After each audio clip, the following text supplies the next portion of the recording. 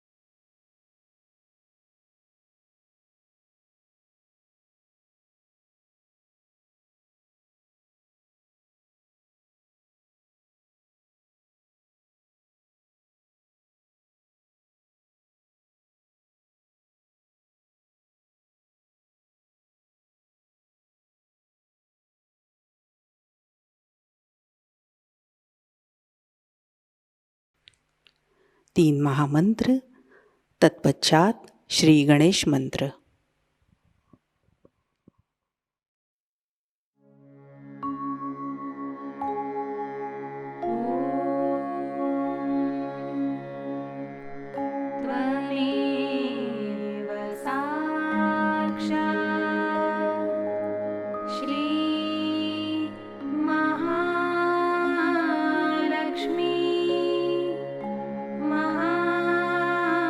Saraswati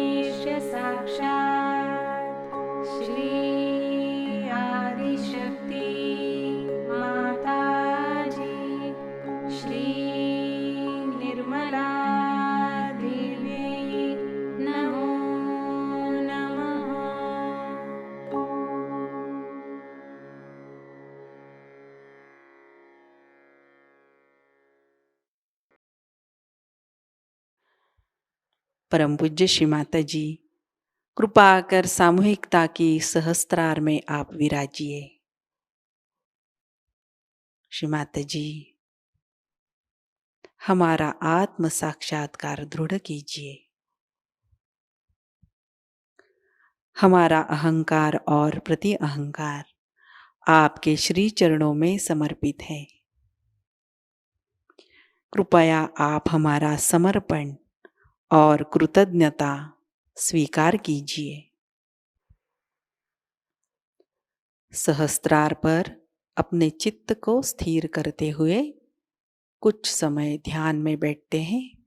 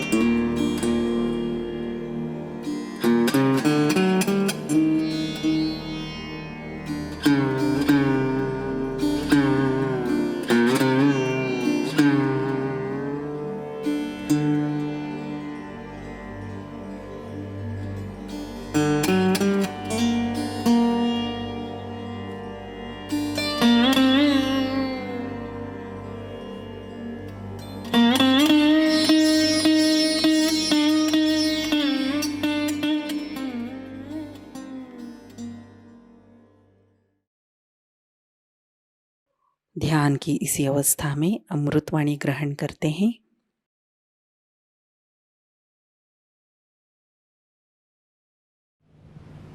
We can say in 1975 May, first time, the collective spirit of God opened out. So far, the blessings of God came to human beings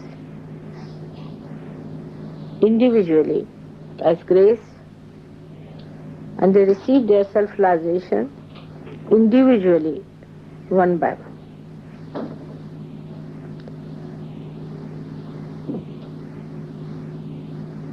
And the method for individual realization was just the opposite of the collective. First, they had to establish their dharma, cleanse themselves fully, desiring all the time for their salvation, putting their attention to their salvation, as they call it Ishvara Pranidhan, thinking of God, asking for His grace, and acting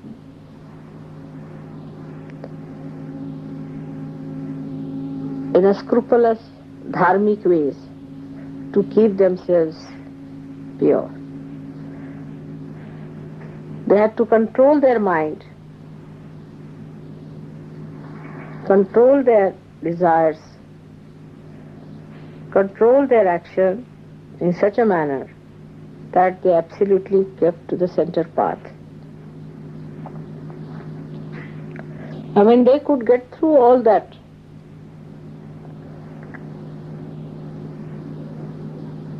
testing and immunity, and when they deserved, then only the grace of Mother gave them realization.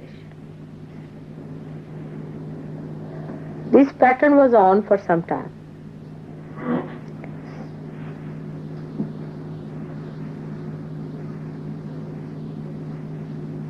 These few people who got realization did lots of wonderful things to prepare for Sahajayoga.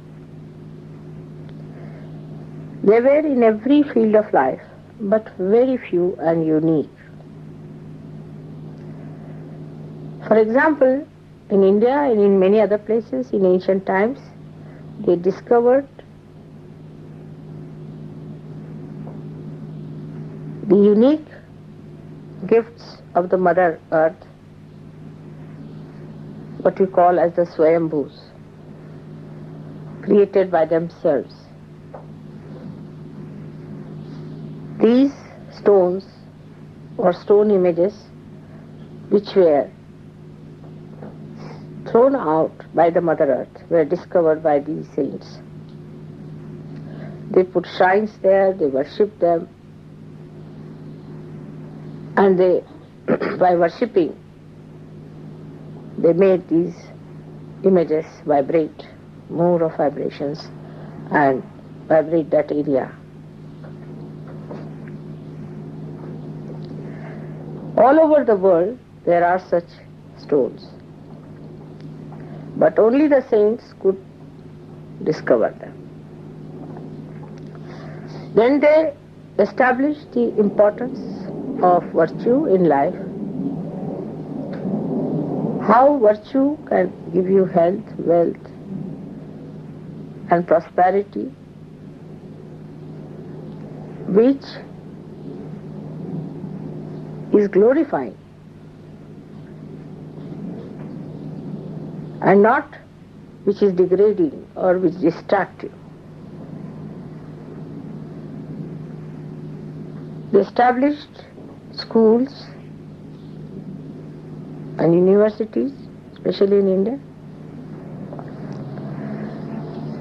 And today, even today in India, the families which belong to one universities carry the name of that university as their gotras. And even today, the families belonging to one gotra cannot marry. They prepared young children, educated them in such a manner that they led a very dharmic life, enjoyed their married life fully, and then they matured in such a manner that they got their realization and lived a life of complete enjoyment.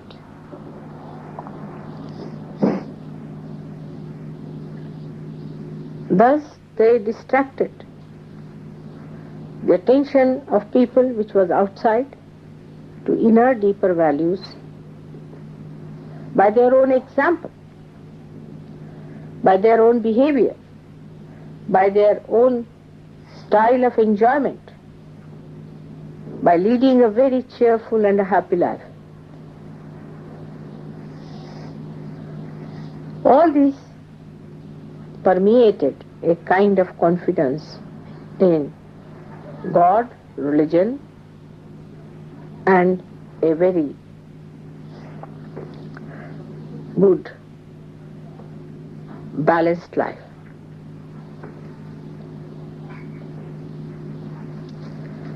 They have really done a great job of first building the scaffoldings of the huge, great building of Sahajayoga, which is going to come now. They are just like nuts and bolts in our whole working. Their desire to establish dharma was so great that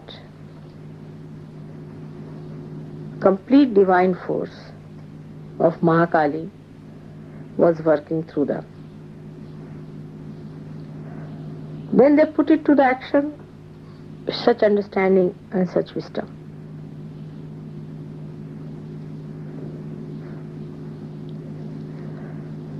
Great scriptures were written by them.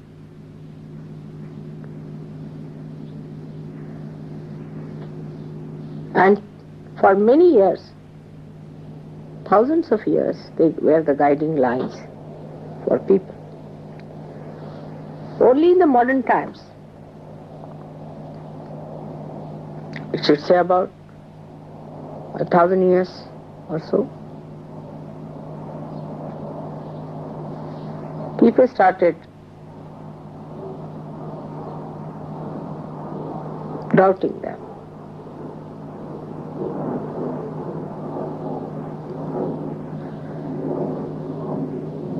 Before that, people used to doubt themselves.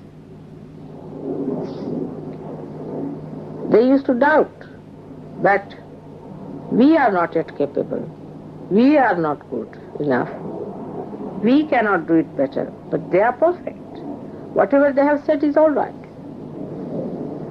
There was no doubting about the incarnations or about these saints, what they said. But the doubting was about themselves. That how is it that this is the good path we know, this is the real path we know, still we are going in the wrong direction. If you read the poems of those days, it's all the time. That's why, despite the desire to be good, to be upright, to be righteous, why am I roaming into wrong paths and wilderness? The writers in those days always showed that a good, righteous man was rewarded by God's blessings. But all this started toppling down with the ego developing and the superego challenging.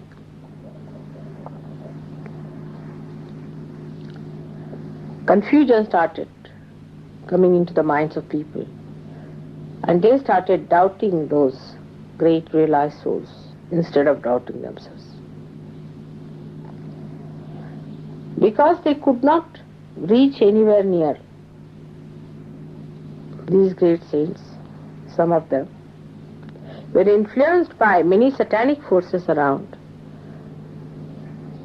and played into their hands and started doubting those realized people and all these great scriptures. So the one side we have the doubting people, the another side the fanatics. Those who tried to adhere more and more to the teachings had to become fanatics. So they became fanatics. And those who started doubting also could not show any benefits of doubting, could not convince the fanatics that they were wrong. So on one side we had fanatics and on another side the doubting people. It's like standing between the two stools. The real religion in man collapsed. There cannot be a new religion. Religion is a continuous living process within us, which is our sustenance. It's like a ladder on which we climb, leaving one by one, step by step, but not leaving the ladder. All others are required.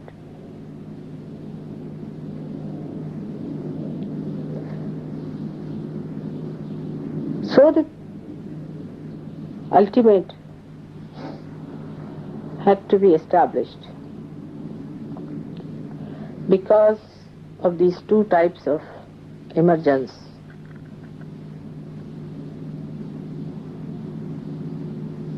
One doubting, another fanatics.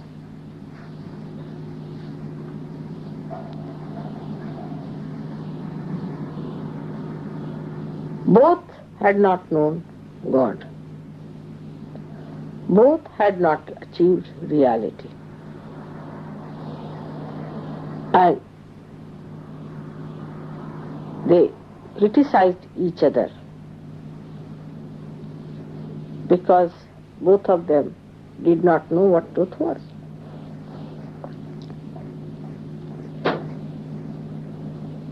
I took my birth at a point where these confusions had started showing its results even on the physical plane. All imbalances of life react physically, mentally, emotionally, also spiritually.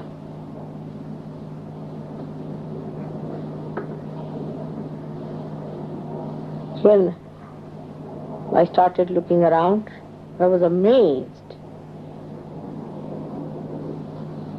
how ignorance had made people naive, like a cloud of ignorance which came on them.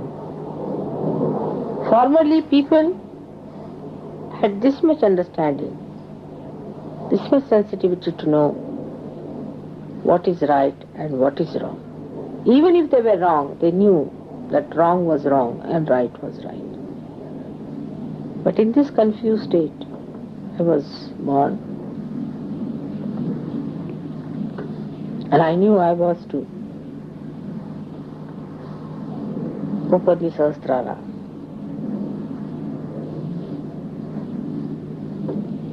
So I started my work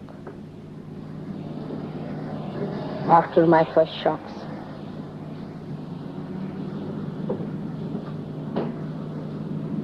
I decided not to talk about it to anyone and lead a very, very normal life of a very ordinary person. Not to be very striking. Because, like Christ, when he was born, a star came up. That's how the King Herod came to know about him. And his forces worked, and you know the story, what happened.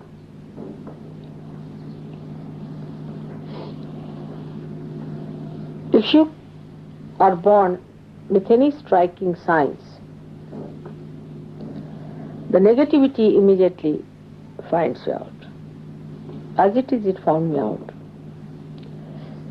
And just after the 15th day of my birth, there was a very big accident, as you know.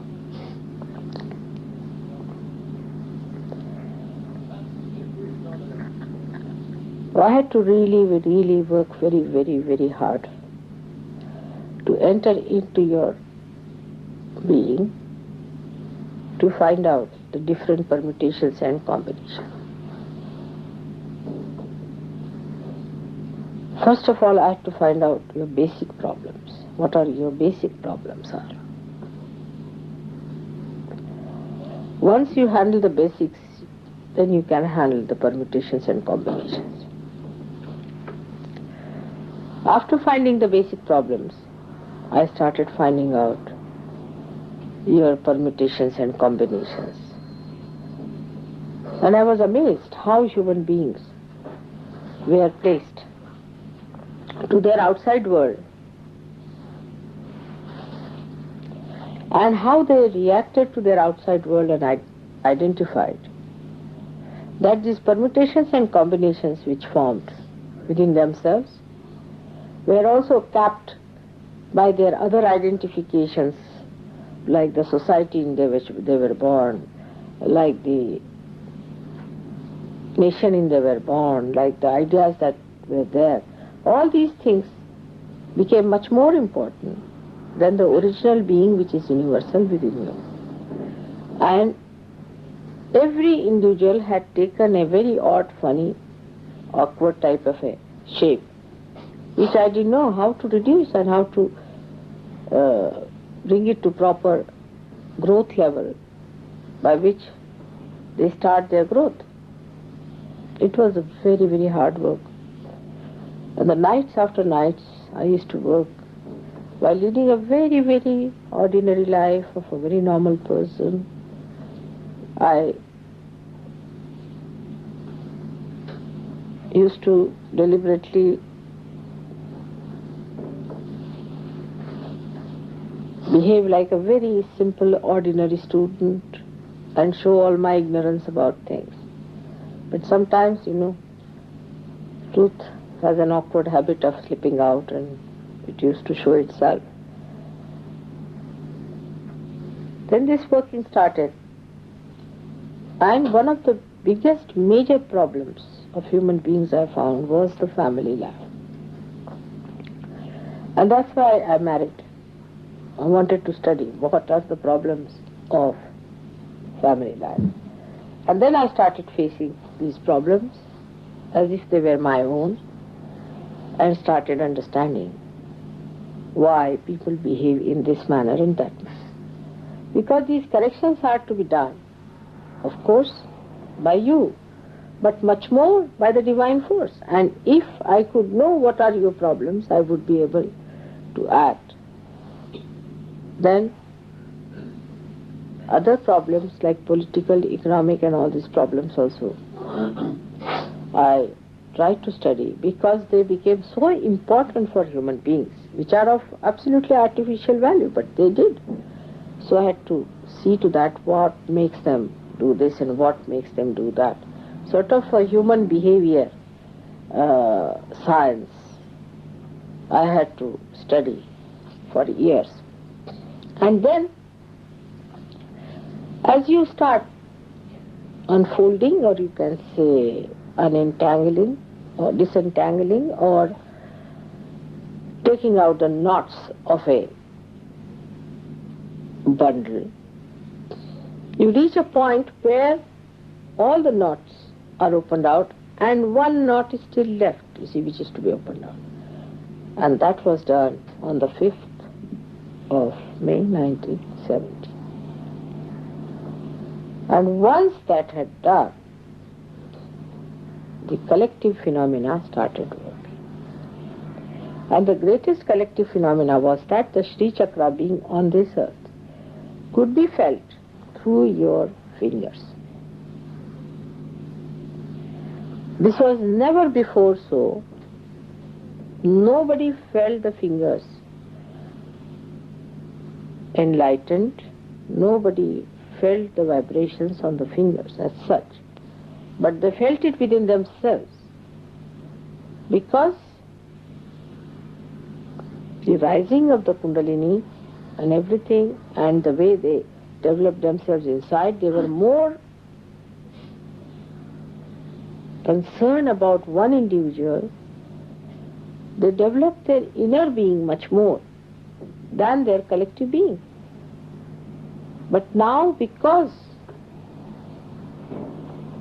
the Sahasrara of the universe was opened out, everybody started feeling the vibrations around them with their own hands.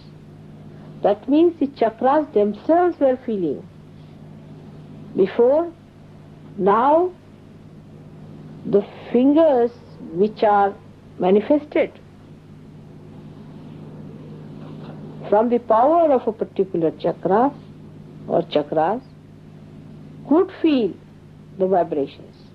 That means the sensitivity of the divine which was in the chakras spread out to peripheries to such an extent that a human being could feel it on the fingers. This was fantastic.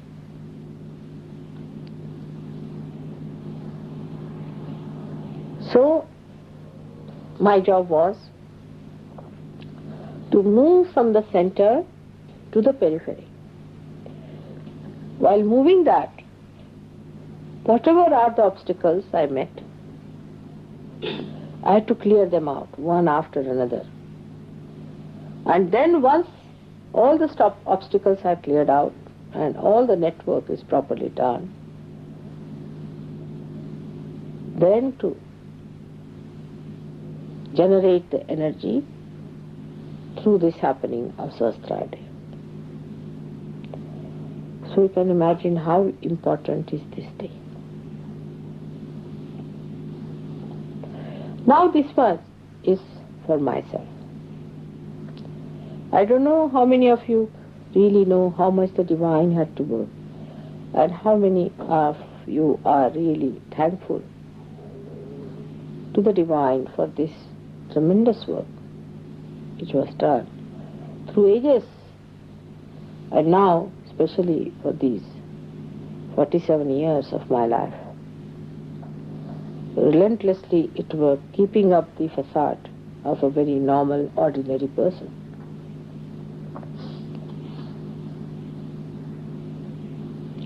Because it had to reach to the ordinary, not to the extraordinary, but to the ordinary.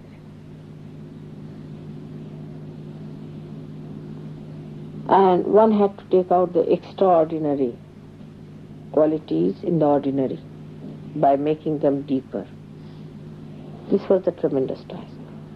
But then I must say that the Sahajayoga, when it started working out, I also was given very great workers, tools of Sahajayoga, who took it up upon themselves as their own responsibility. And you all should be thankful to them, because they really worked very hard with me, taking up upon themselves as their own responsibility. Very few, but they did. The rest of them can be divided into many categories.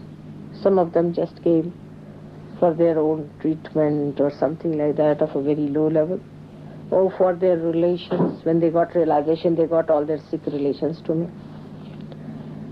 Then some of them came for their financial and all sorts of mental problems. Then some of them came for their family and spiritual problems, for getting rid of that. But the ones who took it up as their own responsibility, that this is what they have to do, this is their life, this is what their complete meaning is. They put entirely their attention to it. And they worked it out, whatever was possible, on their own level.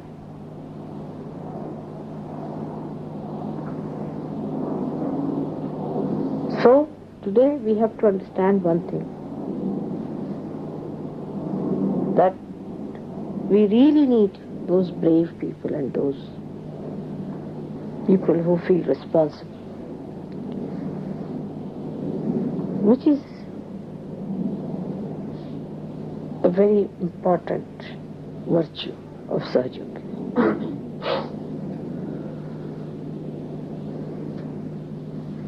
While personal things, your own chakras and your own problems and all that is not important. Because if the whole improves, you are going to improve too. If the whole of the body improves, you are going to improve. But if one finger improves, the rest of the body is suffering. You are not going to be happy either. So the main thing is, what are you doing for Sahajayoga? What you can do, how far you can go, how you are going to work it out. In every walk of life and field of life, those who really work it out as a great responsibility upon themselves are the ones who will be given more and more powers and chances. Here in Sahajayoga you will find it's so simple and clean, absolutely clean. There is nothing hanky-panky about it. Right from money up to the point of you people are confiding things into me. I've been telling you all about you. I know everything about you, which I have taken into my ocean of love and have tried to help you in every way, outside, inside, solving your problems. It is so transparent to see how Sahajayoga is so much a mother to you. But while taking all the advantage with it, still you are more identified with your own enjoyments and your own idea of enjoyment. You people still do not enjoy that collective spirit which was opened on the 5th May 1970. You still, like in companionship, in company with each other, you enjoy it more like people who are not Sahajogis. Now today is the day to make a big determination that you will start enjoying your collective spirit.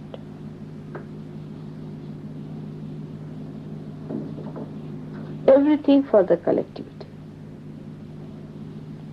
Then the enjoyment will be maximum. You will never feel that you have sacrificed anything.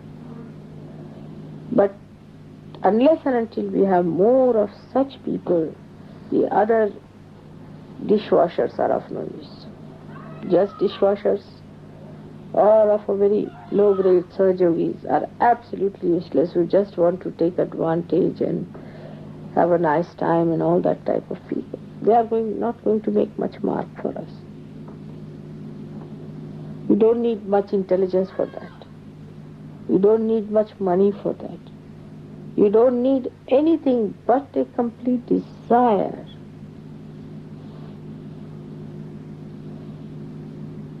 And one should know that here we are going to gain our own flowering, the flowering of the whole,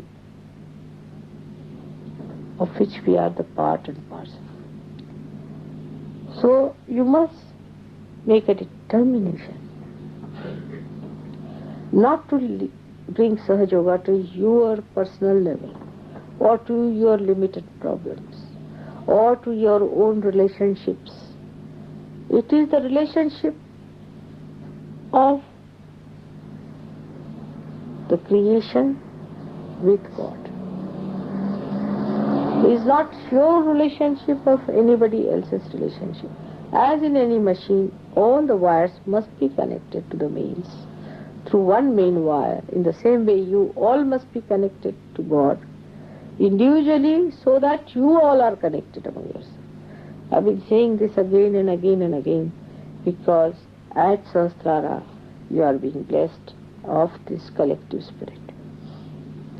The second very important point is of complete integration within and without. Within, unless and until there is integration, we cannot bring forth the outside integration. The complete integration within comes by dedicating yourself to your own improvement. First and foremost is time must be given for your development. It's not to show me or not to show anyone. It is between you and yourself. You have to work hard to cleanse yourself. Easy to live comfortably with all the horrible chakras within us. But it is easier also, and the best, most enjoyable is to have very clean chakras. And it comes, first of all, is sincerity. First of all is complete sincerity. Are we sincere to ourselves? Sometimes it is misunderstood. People think if we have to be sincere to ourselves, we should deny Sahajayoga. Sahajayoga is the union between you and God. And the sincerity must be full, must be complete. Any kind of insincerity which comes into you is extremely detrimental. So you must know that as your mother has sincerity about you, you must also have sincerity about yourself. Then you will start enjoying Sahajayoga. That is very important to create integration within you. Because if it is sincerity, it comes from your heart. If it is coming from your heart, then your body, your mind, your intelligence, everything will work hard to fulfill it. But if it is not coming from your heart, it is going to be a superficial thing. So you try to feel it from your heart. That's what it means, sincerity. Do not depend on anyone, your wife, husband, children, nothing. Mother, father. It's your own. So you have to work in such a way that you get complete integration. And the driving force towards integration is a very simple one, is sincerity. Thus, you will know that automatically you are getting integrated. The another factor is important is patience. You must have patience with others. Because if you do not have patience, your sincerity will start doubting itself. So you must have patience. And to get patience, you must know what you have been so far and where are you. When you will know what you were, you will have patience with others. Tremendous patience. And by having patience with others, your sincerity will be all the time complete. By your sincerity, you will be completely integrated. So we come to the point of sincerity. Now let us go deeper into it. How the sincerity is to be maintained. First of all, we have to make some determination, sankalpas of being sincere. Then we have to act by finding out how do we get insincere on what points. You are good at analyzing, you can find it out. How do you get insincere? On what points you get insincere? What are the corrective points? keep a control on your mind to see how does it become insincere. You'll be amazed that it's simple to be sincere than to be insincere. The easiest thing is to be sincere than to be deceiving. Because you don't have to think.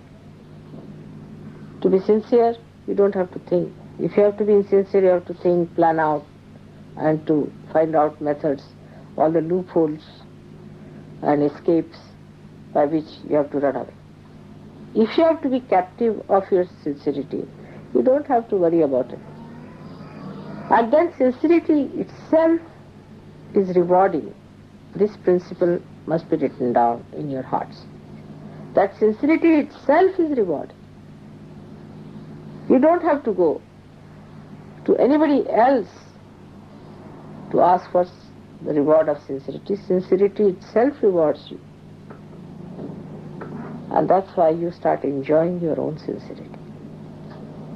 If you start seeing all these things as a witness, that how your sincerity has made you so beautiful, so dignified, and how you have started rising in your self-esteem, you'll be amazed how sincerity itself is a big force which will manifest its living dynamism in you, and you'll be a transformed person. This transformation within you is going to change the whole world. People are going to see that you are no more a confused person. You are not a person who is doubting, and neither you are a person who is a fanatic. You are not a blind person, and you are a person who is alert and aware and who can see things better than others. So, divine is only interested in such people. As I have told you before, that divine is more interested in a little worm which is alert and aware than in a palace of a king which is dead. The more alert you become, the more divine takes interest. But this alertness is nothing but the enlightenment of your sincerity. You'll be amazed how sincerity is the thing. That means you are loyal to yourself. You have to be loyal and not disloyal. The loyalty to yourself is sincerity. And that is how I have managed Sahajayoga. But sincerity is my nature. I don't have to strive for it. I cannot get out of it. While if I am your ideal, you should try to imbibe my nature within yourself. And then you will be amazed how you are connected with me. Then we all move like one wave, one being, one personality. That is the achievement of this starting. Sincerity of purpose brought in action, not theory and philosophy, but in action. Active sincerity in every way. And patience, all these things will bring forth the complete integration within. Once your transformation starts working out, if human beings start getting transformed, tomorrow you will be placed at the helm of affairs everywhere in the society. Try to contact other people at your own level, whatever may be the category of life you are leading. Please try to contact them. By doing so, you create an atmosphere which starts another circle of evolution, which is the outside integration, where the societies get integrated. All the people who profess different religions come to this Sahajayoga, which is today the fruit of all the religions. the integration between political and economic situations. Complete ideologies will integrate because the source of all these is the same. It has gone into disintegration because of its artificial identifications. That's how we integrate the whole world into a beautiful integrated creation with the purpose of blissful existence for all of us to enjoy. Good times are ahead now. Maybe next Sahasra day, if I'm with you, you will start seeing what I've said today. But today all of you must know that you are the base of Sahajayoga in UK and in Europe. Try to become sincere and sincere and sincere and enjoy your sincerity.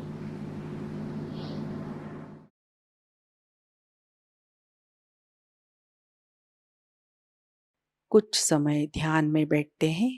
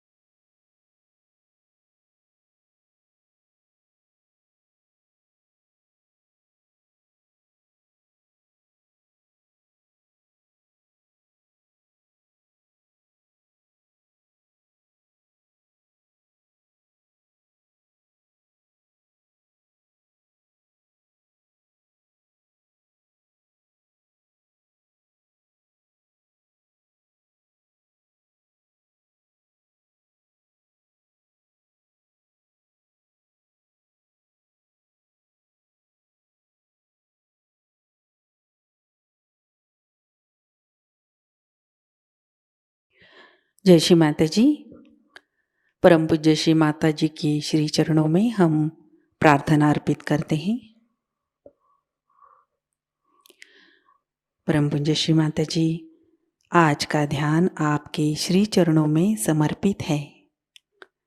आज की अमृतवाणी में आपने हमें जो ज्ञान प्रदान किया, सामूहिकता आपकी ऋणी है। हमें भौतिक प्रलोभनों से दूर रखिए। हमारे अंदर स्वयं शिस्त प्रस्थापित कीजिए।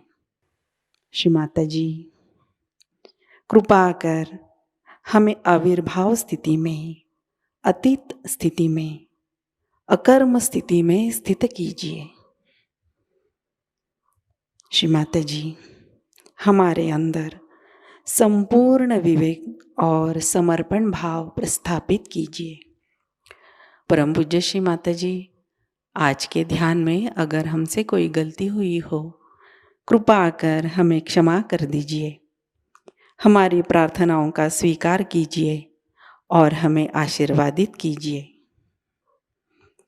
आपके श्री चरणों पर कोटि कोटि प्रणाम, अनंत कोटि प्रणाम। जय श्री माता जी। कुंडलिनी चढ़ाकर बंधन लेते हैं।